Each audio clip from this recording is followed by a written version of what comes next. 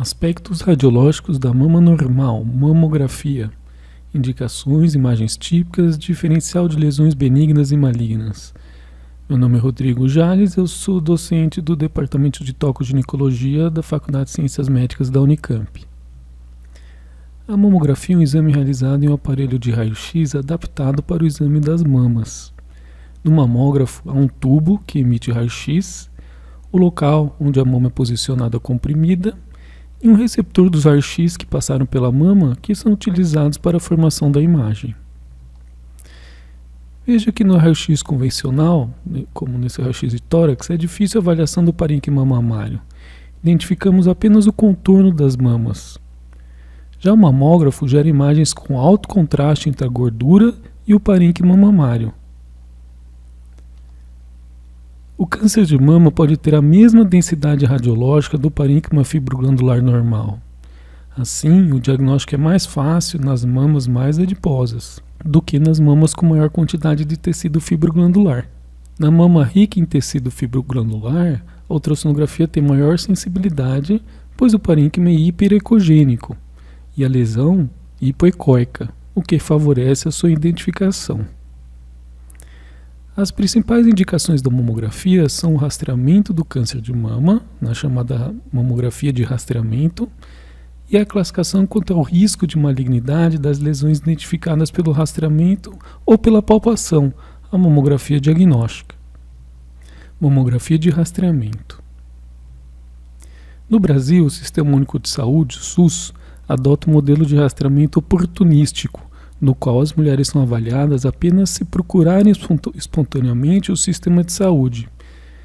Outros países, como o Reino Unido, optaram pelo rastreamento organizado, no qual as mulheres na faixa etária escolhida são convidadas e acompanhadas individualmente quanto ao rastreamento. No Brasil, as sociedades médicas, como a Sociedade Brasileira de Mastologia, a Federação Brasileira das Associações de Ginecologia e Obstetrícia e o Colégio Brasileiro de Radiologia, recomendam o rastreamento mamográfico anual para as mulheres entre 40 e 75 anos. Já o Instituto Nacional do Câncer, o INCA, recomenda que as mulheres com risco de mama habitual devem ser rastreadas pela mamografia a cada 2 anos, ou seja, de maneira bienal, entre os 50 e os 69 anos. Segundo essa instituição, não há evidência de que um rastreamento mais precoce e frequente traga mais benefícios do que danos às pacientes. Para uma boa mamografia de rastreamento, a mama precisa ser adequadamente posicionada no mamógrafo pela técnica de radiologia na incidência médio-lateral oblíqua, na qual a papícula fica perfilada. O músculo peitoral maior é exposto na linha retropapilar, o que permite a identificação da gordura retroglandular. Também é importante que o suco inframamário seja incluído no exame. Essa é a correlação entre a mamografia médio-lateral oblíqua e as estruturas comumente expostas pelo exame. Temos a papila, 2, a gordura pré-glandular,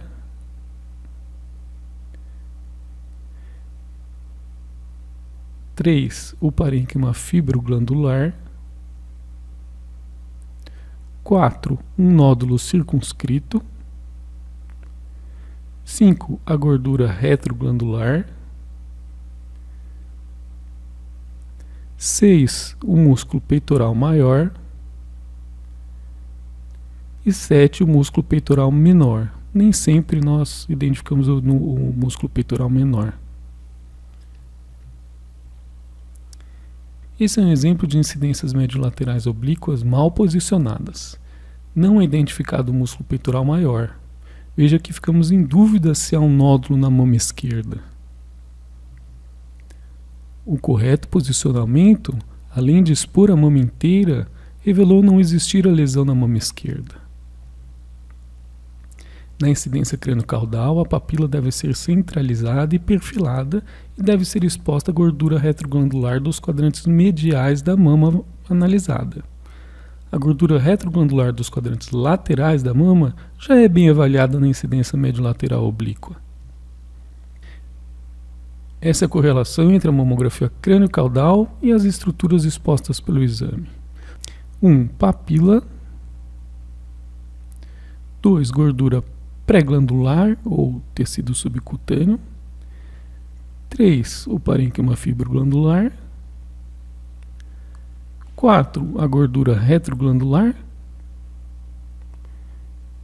E pulamos direto para o 6 aqui, músculo peitoral maior. A realização de duas incidências em cada mama tem como principais finalidades a confirmação dos achados, uma vez que alterações que persistem nas duas incidências têm maior chance de realmente existirem. Cada incidência é avaliada em espelho em relação à mesma incidência na mama contralateral, o que favorece a identificação das alterações. As mamografias da mama direita são dispostas à esquerda do observador. As mamografias da mama esquerda são posicionadas à direita do observador. Além disso, a realização de duas incidências ortogonais em cada mama permite a localização dos achados. Nas incidências mediolaterais oblíquas, as áreas 1 em azul são os quadrantes superiores. As áreas 2, em verde, são os quadrantes inferiores. Nas incidências craniocaudais, as áreas 3, cinzas, são laterais e as áreas 4, vermelhas, são mediais. Podemos realizar mamografia de rastreamento em mulheres com implante de silicone? Ou a compressão romperia os implantes? A mamografia não aplica pressão suficiente para romper implantes em bom estado. Existe inclusive uma técnica específica para a mamografia de mamas com implantes, chamada técnica de Eklund. Através dessa técnica, os implantes são afastados em direção ao tórax da paciente durante o posicionamento da mama no mamógrafo. O resultado é esse. Veja que mesmo com a manobra de Eklund, parte do parênquima mamário ainda é obscurecida pelos implantes. Aparentemente, isso não prejudica o rastreamento do câncer de mama em pacientes com implantes.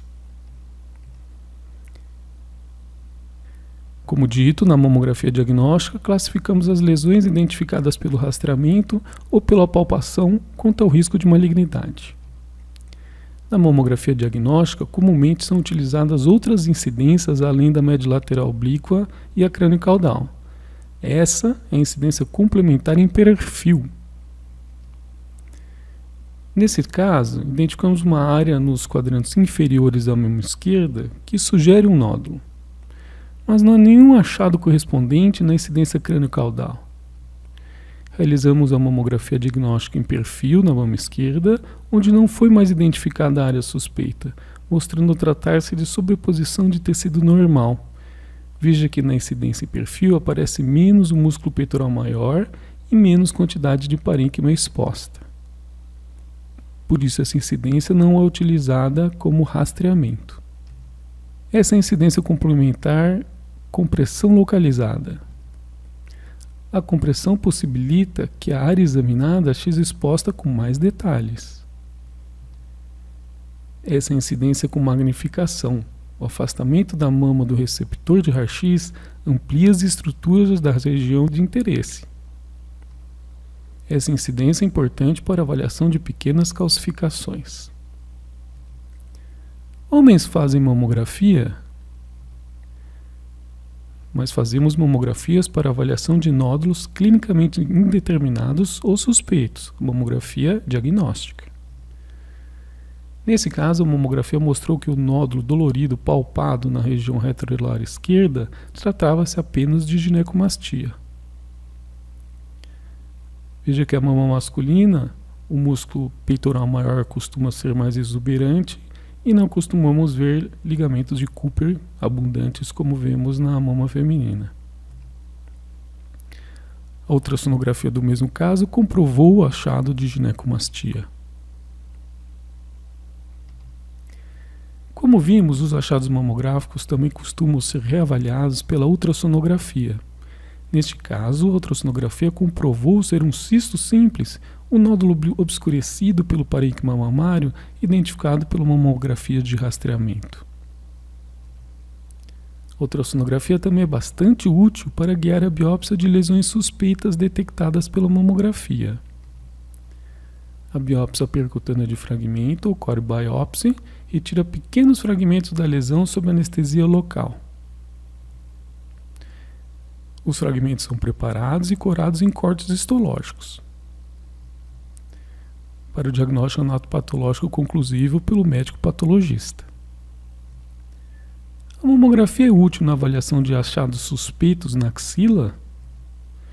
Não, nesse caso, a ultrassonografia apresenta resultados bem melhores. Nesse exemplo, a mamografia não detectou nenhuma alteração axilar, enquanto a ultrassonografia achou um linfonodo suspeito sem o centro ecogênico. Conceitos básicos para a interpretação dos principais achados mamográficos. Os principais achados mamográficos são os nódulos, as calcificações, as distorções arquiteturais e as assimetrias. As lesões mamárias malignas ocorrem na maior parte das vezes na forma de nódulos, seguido pelas calcificações, as distorções arquiteturais e as assimetrias. Nódulos. O nódulo é uma densidade com as margens convexas, visível em duas incidências ortogonais, como a média lateral oblíqua e a crânio-caudal. Nódulos hipodensos, ou seja, escuros ao raio-x, sugerem gordura e podem ser interpretados como benignos. Por isso, nós procuramos nódulos densos, que aparecem brancos na mamografia. Nesse caso, o nódulo é denso, mas tem duas características marcadamente benignas. As margens são circunscritas e o nódulo apresenta calcificações grosseiras no seu interior. Já esse nódulo é predominantemente denso e possui duas características marcadamente suspeitas. A forma é irregular e as margens são espiculadas. Esse nódulo não é tão feio, mas as margens não são completamente circunscritas. É um nódulo menos suspeito que o anterior, mas ainda deve ser investigado. Calcificações. Várias estruturas mamárias calcificam: a pele, ductos, vasos sanguíneos, lesões benignas e lesões malignas. Existem alguns critérios que nos ajudam a diferenciar as calcificações de estruturas benignas das calcificações de estruturas malignas, como o carcinoma ductal invasivo e o carcinoma in situ. As calcificações ocorrem em cerca de 17% dos carcinomas invasivos, mas em 90% dos carcinomas in situ. Então, são sobretudo um achado do carcinoma ductal in situ. Uma maneira de provar que as calcificações estão na pele da paciente e por isso são benignas é fazer uma exposição mamográfica em que os raios-x tangenciem a pele calcificada. Essa exposição é chamada tangencial. Veja no exemplo que as calcificações que poderiam ser suspeitas provaram-se estar na pele da paciente. Nesse caso, na verdade, acima da pele. Era um creme que a paciente tinha passado numa picada de mosquito. Outras situações em que é possível determinar a benignidade das calcificações pelo posicionamento é identificar que as calcificações mudam de forma e depositam na incidência em perfil, o que demonstra que as calcificações estão no conteúdo de cistos benignos. Veja no exemplo que na incidência crânio-caudal as calcificações são mais redondas e na incidência médio-lateral, que também poderia ser também chamada de perfil, elas mudam de formato com aspecto que chamamos de píris ou côncavo, com cavidade para cima, bastante sugestivo de conteúdo intracístico. Outra avaliação importante é a da morfologia das calcificações. De maneira geral, as calcificações de estruturas benignas são em menor número, maiores, facilmente identificadas, além de mais homogêneas e irregulares. As calcificações das lesões malignas são em maior número, menores, mais tênues, heterogêneas e irregulares. Esse é um exemplo de calcificações de cistos oleosos, que são lesões benignas. São poucas calcificações, facilmente identificadas, homogêneas e regulares, sugestivas de benignidade. Nesse outro exemplo, as calcificações são um pouco menores, mas ainda em pequeno número, facilmente identificadas, homogêneas e regulares. Nesse caso, o centro radiotransparente, a distribuição, sugere calcificações cutâneas benignas. Já nesse caso, as calcificações são mais tênues e precisam ser avaliadas na incidência com magnificação, que mostra múltiplas calcificações amorfas e pleomórficas, o que as tornam suspeitas. Outros 2 casos de calcificações múltiplas, pequenas, heterogêneas e irregulares, portanto, suspeitas. Distorções arquiteturais. As distorções arquiteturais se apresentam como espículas densas irradiando-se de um ponto. Lembram estrelas brancas. Veja se você enxerga a estrela branca. Alguns autores preferem defini-las como estrelas negras ou black stars. Nesse caso, identifica-se o componente adiposo, escuro ou roxiz, distorcido. Veja a estrela negra. Outra forma de identificar distorções é pelo sinal da tenda. Você identifica uma distorção nessa mamografia? Veja que as margens dessa região do parênquima são dobradas para dentro, lembrando tendas.